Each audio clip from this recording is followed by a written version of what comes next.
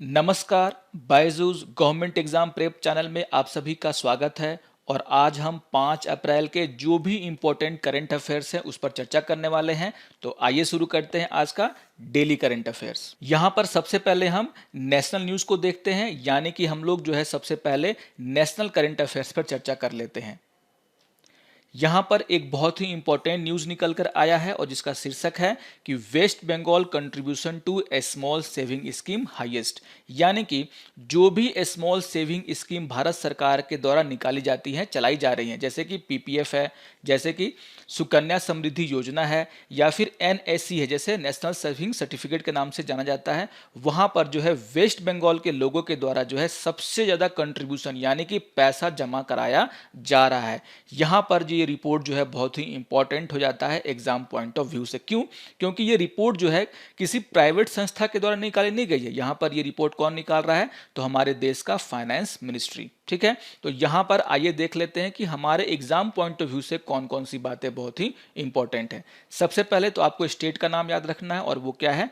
Waste Bengal. ठीक है, और आप सभी जानते हैं कि स्मॉल सेविंग स्कीम पर जो इंटरेस्ट होता है वो क्या होता है? थोड़ा सा हाई होता है with respect to FD, RD and saving account. यहां पर जो है दूसरा पॉइंट ये बता रहा है कि the state contributed nearly 90,000 crore in the saving schemes in 2017-18। ठीक है, तो 2017-18 का जो वार्षिक ईयर है, यहाँ पर जो फाइनेंशियल ईयर 2017-18 की बात हो रही है, और यहाँ पर जो है उनके द्वारा जो है, यानी कि किनके द्वारा? वेस्ट बंगाल के लोगों के द्वारा जो है 90,000 करोड़ रुपए जो है जमा कराए गए हैं कुल मिलाकर के। तो यहाँ पर जो है आपको याद रखना है कि ईयर कौन सा है? तो 2017 एंड 18। ठीक है, यहां पर जो है तीसरा पॉइंट वो भी बहुत ही इंपॉर्टेंट है। जैसा कि मैंने कहा कि ये जो डेटा है वो किसके द्वारा दिया गया है? फाइनेंस मिनिस्ट्री के द्वारा दिया गया है। लेकिन अगर स्पेसिफिक इंस्टीट्यूट की बात करें तो यहां पर क्या है? द नेशनल सेविंग इंस्टीट्यूट, जो कि क्या है? डिपार्टमेंट ऑफ इकोनॉमिक अफेयर्स के अंदर काम करता है।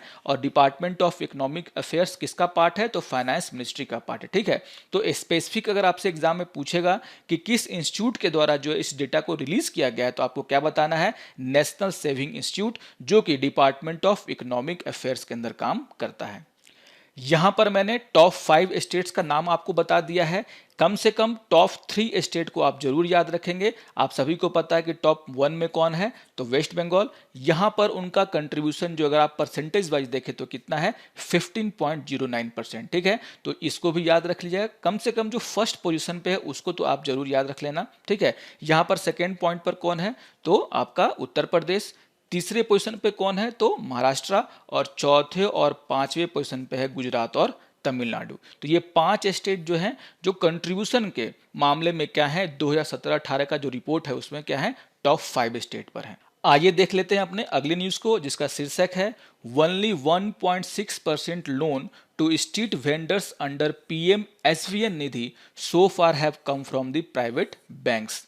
तो यहां पर जो है 2020 में कोविड-19 के कारण जो है क्या किया गया था? बहुत लंबा लॉकडाउन लगाया गया था। और आप सभी जानते हैं कि लॉकडाउन में जो है बिजनेसमैन हो चाहे आम आदमी, चाहे सारे लोग क्या हैं, बहुत परेशान हुए थे। लेकिन यहाँ पर जो गरीब लोग हैं, खास करके जो स्ट्रीट वेंडर्स थे, जो सड़कों पर अपने दुकान को लगा करके अपना घर चलाते थे, उन पर जो है बहुत बुरा असर पड़ा था, क्योंकि लॉकडाउन बहुत ही लंबा चला। और यहाँ पर जो है उनकी सुरक्षा के लिए, उनको एक तरीके से सहायता पहुंचाने के लिए भारत सरकार के द्वारा एक योजना शुरू की गई थी, जिसे हम शॉर्ट में क्या बोल रहे हैं? पीएम एसवीएन निधि। लेकिन यहां पर इसका फुल फॉर्म क्या है? Prime minister street vendor Atmanirbhar Nidhi scheme. ठीक है, तो आप जो है पीएम एसवीए निधि जो है, इसका फुल फॉर्म याद रखना क्या है? वो prime minister street vendor Atmanirbhar Nidhi scheme. तो ये बहुत ही इंपॉर्टेंट हो जाता है एग्जाम पॉइंट ऑफ व्यू से कि स्कीम का फुल फॉर्म आपको बहुत बार यहां पर एग्जाम में पूछा जा रहा है। ठीक है, यहां पर क्या बोला जा रहा है कि out of the total loan, जो कि कितना है? 20 लाख स्ट्रीट वेंडर्स, यानी कि देखिए 20 लाख स्ट्रीट वेंडर्स को जो है क्या किया गया? यहां पर लोन दिया गया, जिसमें से पब्लिक सेक्टर बैंकों ने जो है क्या किया है? 18 लाख लोगों को यहां पर जो है क्या किया है? लोन दिया है। और प्राइवेट बैंकों ने सिर्फ कितना दिया है? 32,534, यानी कि 32,534। यानी कि इसे ही परसेंटेज में क्या बोला जा रहा है?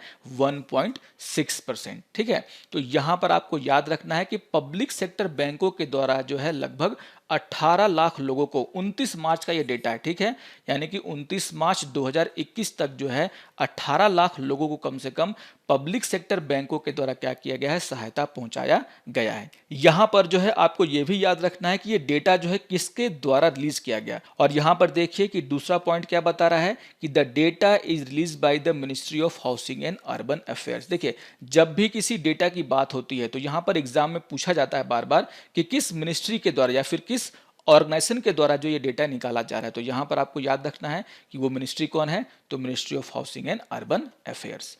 अगर हम पब्लिक सेक्टर बैंकों की बात करें कि स्पेसिफिक किस बैंक ने जो है सबसे ज्यादा लोन दिया है, तो वो कौन है, हमारा एक ही तो है, कौन, स्टेट बैंक ऑफ इंडिया, जो कि पूरे देश में जो है चाहे कभी भी कोई भी जरूरत पड़ती है तो क्या करता है, सबसे ज्यादा लोन देता है, ठीक है। तो यहां पर स्टेट बैंक ऑफ इंडिया के द्वारा फिर से जो है क्या किया गया है, सबसे ज्यादा स्ट्रीट वेंडर्स को लोन दिया गया है। अगर हम प्राइवेट बैंक की बात करें तो जम्मू एंड कश्मीर लिमिटेड के द्वारा जो है क्या किया गया है, सबसे ज्यादा लोन दिया गया है। तो ये भी डेटा आप याद रखना कि कौन सा जो है पब्लिक सेक्टर बैंक है जिसने सबसे ज्यादा यहां पर लोन दिया, और प्राइवेट सेक्टर में तो कौन है, जम्मू एंड कश्मीर लिमिटेड। आइए अब कुछ इंटरनेशनल करंट अफेयर्स को देख लेते हैं।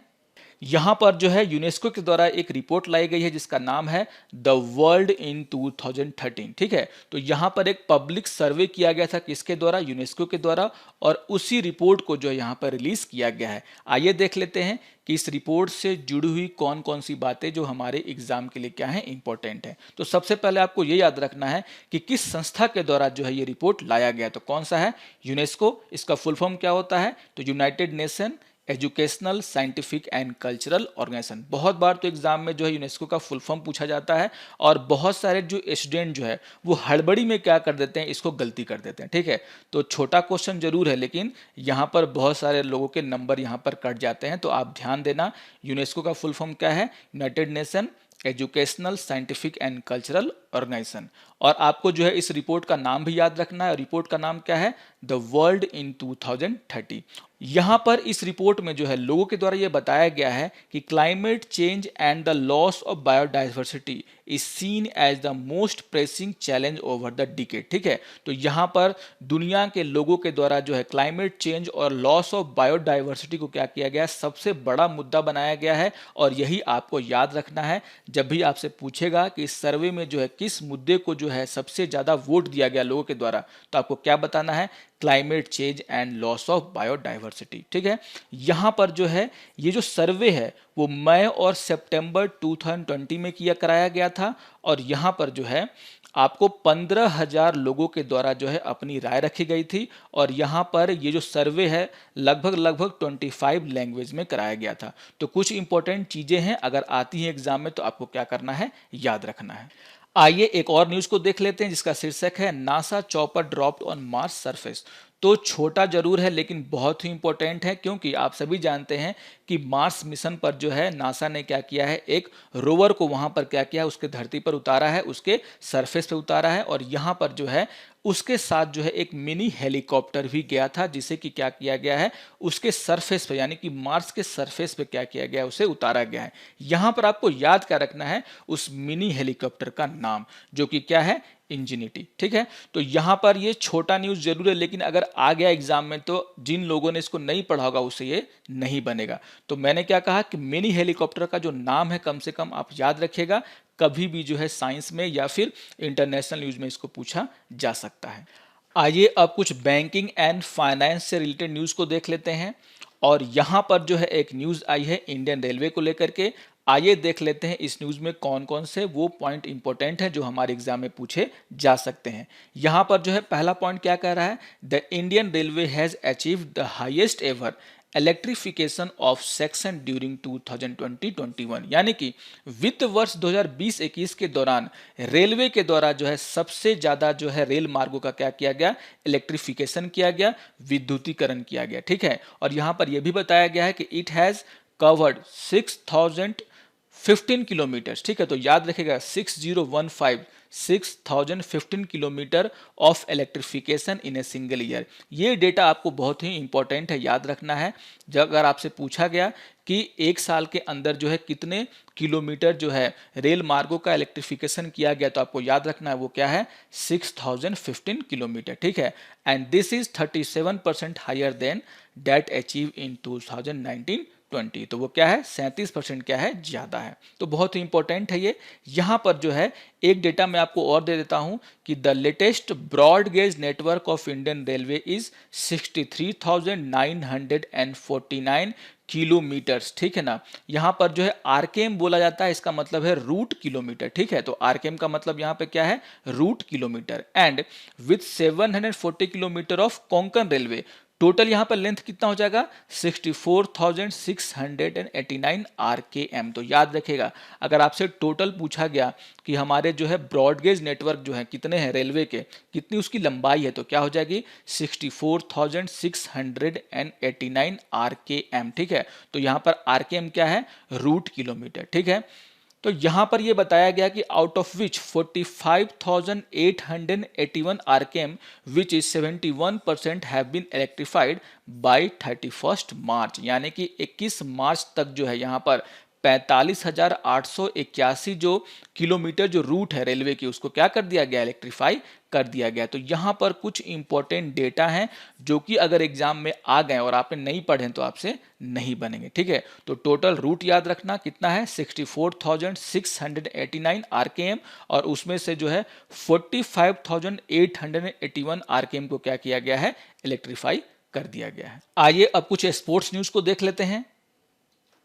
और यहां पर जो है स्पोर्ट्स स्टार के द्वारा जो एसएस अवार्ड दिया जा रहा है उसका जो है फाइनल लिस्ट आया है, और आइए देख लेते हैं इस फाइनल लिस्ट में कौन कौन सी इंपॉर्टेंट बातें हैं। तो सबसे पहले आपको क्या याद रखना है, स्पोर्ट्समैन ऑफ द डिकेड, यानी कि रैकेट स्पोर्ट्स में जो है स्पोर्ट्समैन ऑफ द डिकेड का अवार्ड किसको दिया गया है, तो के श्रीकांत को, ठीक है, याद रखिएगा।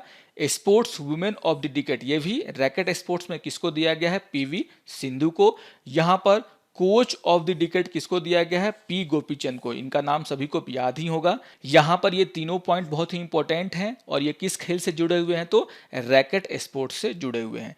यहां पर एक और अवार्ड दिया गया जिसे हम लोग बोलते हैं moment of the decade award, ठीक है, और ये बहुत ही इंपॉर्टेंट है। और ये किसको दिया गया है, PV Sindhu 2019 world cup championship triumph and Viswanathan Anand 2017 world rapid win. तो ठीक है, तो याद रखेगा कि पीवी सिंधु के द्वारा जो है 2019 में जो वर्ल्ड चैंपियनशिप जीता गया था, और विश्वनाथन आनंद के द्वारा 2017 में जो वर्ल्ड रैपिड जो चैंपियनशिप जीता गया था, उसे क्या दिया गया है, मोमेंट ऑफ द डिकेड का अवार्ड दिया गया है। यहां पर जो है inspirational giant of Indian sports का अवार्ड किसको दिया गया है, तो अभिनव बिंद्रा को। और यहां पर sports star of the decade किसको दिया गया है, मेरी कॉम को। तो ये बहुत ही इंपॉर्टेंट हो जाता है, मेरी कॉम का नाम जब भी आता है उसे एग्जाम में धड़ल्ले से पूछ लिया जाता है, ठीक है। तो याद रखेगा sports star of the decade किसको दिया गया है, मेरी कॉम को। आइए अब आज के इंपॉर्टेंट डेज के ऊपर चर्चा कर लेते हैं।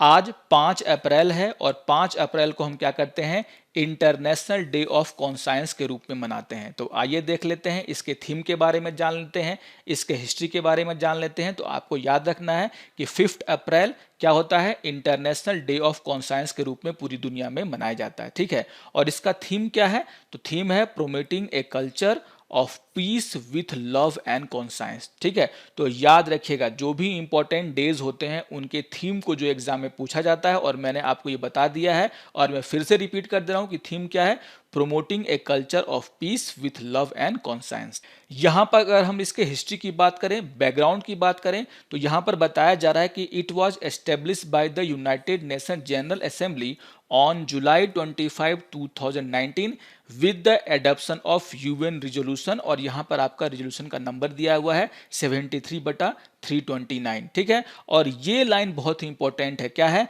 कि the first international day of conscience was celebrated on 5 अप्रैल 2020। तो ये बहुत ही इंपॉर्टेंट जानकारी दे रहा है कि सबसे पहला जो है इंटरनेशनल डे ऑफ कॉन्साइंस जो है वो कब मनाया गया, तो 5 अप्रैल 2020 को मनाया गया। आज जो है 5 अप्रैल है और इस 5 अप्रैल को हम लोग नेशनल मैरीटाइम डे के रूप में भी क्या करते हैं, सेलिब्रेट करते हैं। ठीक है, तो यहां पर जो है आपको याद रखना है इससे जुड़ी हुई कुछ इंपॉर्टेंट बातों को, और वो क्या है कि the first time the national maritime day was celebrated on April 5 1964। तो याद रखिएगा इसकी शुरुआत हमारे देश में कब हुई, 5 अप्रैल 1964 से हम लोग क्या कर रहे हैं, नेशनल मैरीटाइम डे को क्या कर रहे हैं, सेलिब्रेट कर रहे हैं। और यहां पर जो है ये 58 एडिशन ऑफ क्या है, नेशनल मैरीटाइम डे है। ठीक है, अगर आप इसकी हिस्ट्री को बात करेंगे कि क्यों 5 अप्रैल को ही हम लोग क्या करते हैं, नेशनल मैरीटाइम डे मनाते हैं, तो यहां पर क्या बताया गया है कि 5 अप्रैल 1919, ये डेट आप याद रखिएगा, 5 अप्रैल 1919 को जो है क्या है, भारत का जो पहला मर्चेंट वेसल था जिसे हम क्या बोलते हैं, एसएस लॉयल्टी। ठीक है, याद रखिएगा नाम इसका, एसएस लॉयल्टी, जो कि क्या है, सिंधिया स्टीम नेविगेशन कंपनी के द्वारा क्या था, मतलब उसी का ये जहाज था, और वो जो है क्या है, फर्स्ट जर्नी पर निकला मुंबई से, कहां पर, लंदन में। ठीक है, तो यहां पर जो है उसी दिन को याद रखते हुए हमने क्या किया, उसे नेशनल मैरीटाइम डे के रूप में मनाना शुरू कर दिया।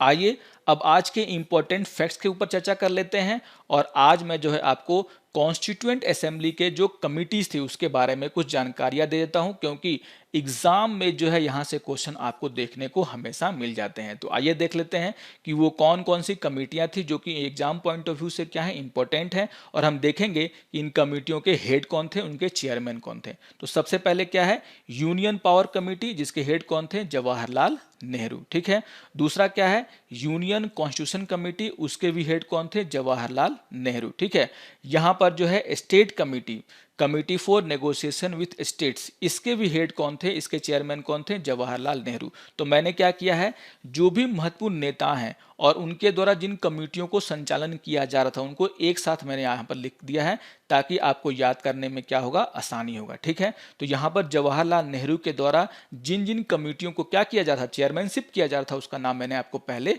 दे दिया। आइए कुछ और कमेटियों को देख लेते हैं, और यहाँ पर जो है प्रोविंशियल कॉन्स्टिट्यूशन कमेटी, ये बहुत ही इंपॉर्टेंट कमेटी है, रेलवे के एग्जाम हो, एसएससी के एग्जाम में बार बार इसको पूछा जाता है कि प्रोविंशियल कॉन्स्टिट्यूशन कमेटी के अध्यक्ष कौन थे, तो कौन थे, सरदार पटेल। यहां पर ड्राफ्टिंग कमेटी, बोलने की जरूरत नहीं है, अगर आप प्रीवियस ईयर क्वेश्चन उठाओगे तो हजारों बार जो इसको पूछा गया है कि ड्राफ्टिंग कमेटी के हेड कौन थे, और वो कौन थे, डॉक्टर बी.आर. अंबेडकर।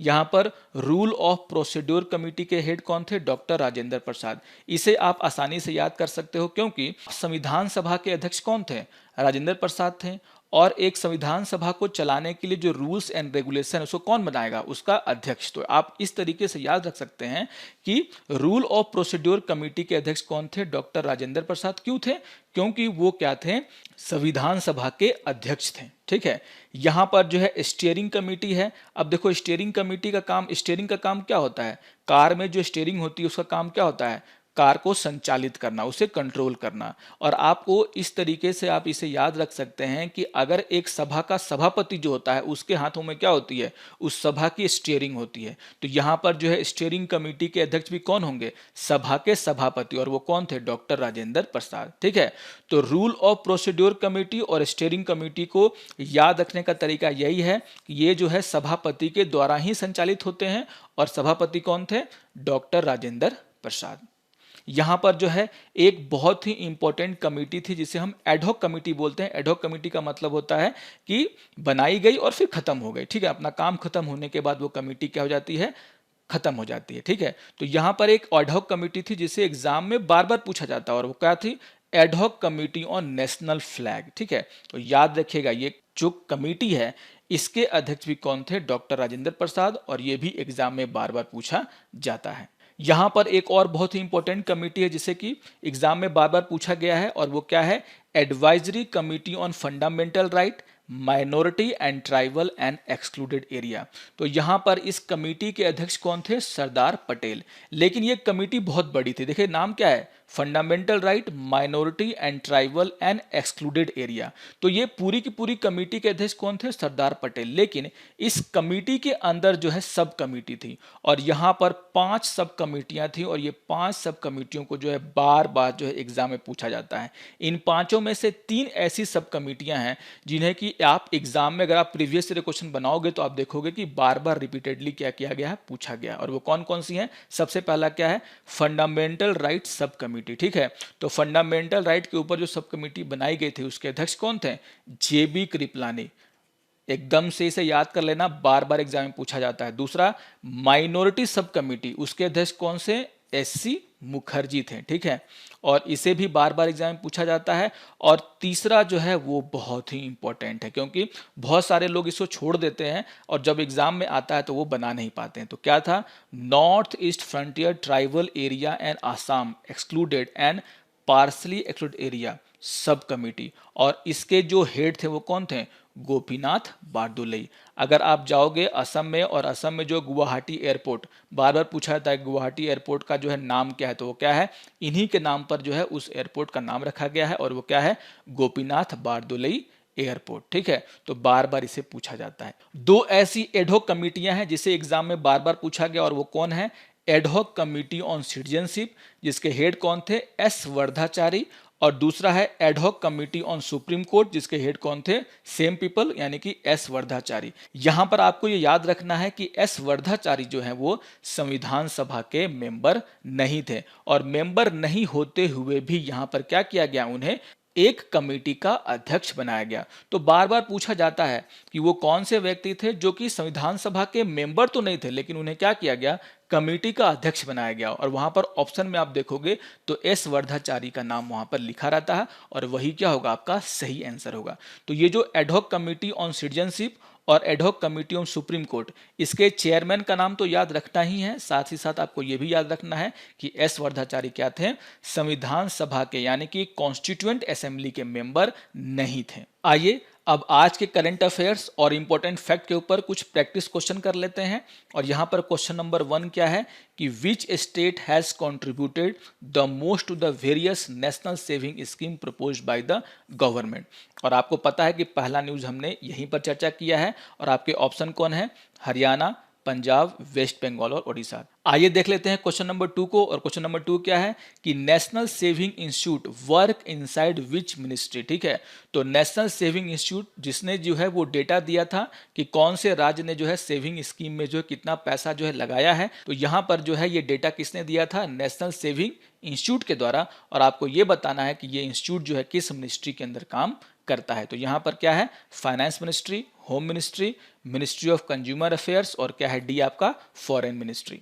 देख लेते हैं क्वेश्चन नंबर 3 को। और क्वेश्चन नंबर 3 क्या है कि national maritime day was started in which year, ठीक है। तो नेशनल मैरीटाइम डे जो है किस वर्ष इसकी शुरुआत की गई थी? और आपके ऑप्शन है 1960, 1962, 1963 और 1964। यहां पर देख लेते हैं क्वेश्चन नंबर 4 को। और क्वेश्चन नंबर 4 क्या है कि who has been awarded the coach of the decade, ठीक है। तो यहां पर जो है स्पोर्ट्स अवार्ड जो दिए जा रहे हैं उसके रिलेटेड ये क्वेश्चन है, और क्या है कि किसे जो है कोच ऑफ द डिकेड का अवार्ड दिया गया, ठीक है। और यहां पर आपके ऑप्शन है पी गोपीचंद, पीवी सिंधु, मैरी कॉम और एस श्रीकांत। क्वेश्चन नंबर 5 को देख लेते हैं। और क्या है कि who was the president of union power committee, ठीक है। तो अभी हमने कमेटियों के ऊपर चर्चा की है, और आपको बताना है कि यूनियन पावर कमेटी के अध्यक्ष कौन थे। और आपके ऑप्शन है जवाहरलाल नेहरू, सरदार पटेल, राजेंद्र प्रसाद और डॉक्टर BR अंबेडकर। आइए क्वेश्चन नंबर 6 को देख लेते हैं। और क्वेश्चन नंबर 6 क्या है कि how many kilometre of railways electrified by Indian railways during 2020-21, ठीक है। तो आपको बताना है कि भारतीय रेलवे के द्वारा जो है कितने रेल मार्गों को क्या किया गया? इलेक्ट्रीफाइड किया गया। और आपके ऑप्शन है 6000 kilometre, 2010 kilometre, 6015 kilometre and 6150 kilometre. Okay, आइए क्वेश्चन नंबर 7 को देख लेते हैं। और क्वेश्चन नंबर 7 क्या है कि who was the chairman of fundamental rights सब कमिटी। मैंने कहा था कि ये एग्जाम में बहुत बार पूछा जाता है। और आपके ऑप्शन क्या हैं? जेबी कृपलानी, डॉक्टर राजेंद्र प्रसाद, एसपी मुखर्जी और जवाहरलाल नेहरू। तो अगर आज का ये अंक आपको पसंद आया हो तो जरूर इस वीडियो को लाइक कीजिए, इसे शेयर कीजिए और अपने दोस्तों को भी सब्सक्राइब करने के लिए कहिए, ठीक है। तो मिलते हैं अगले अंक में, तब तक के लिए नमस्कार।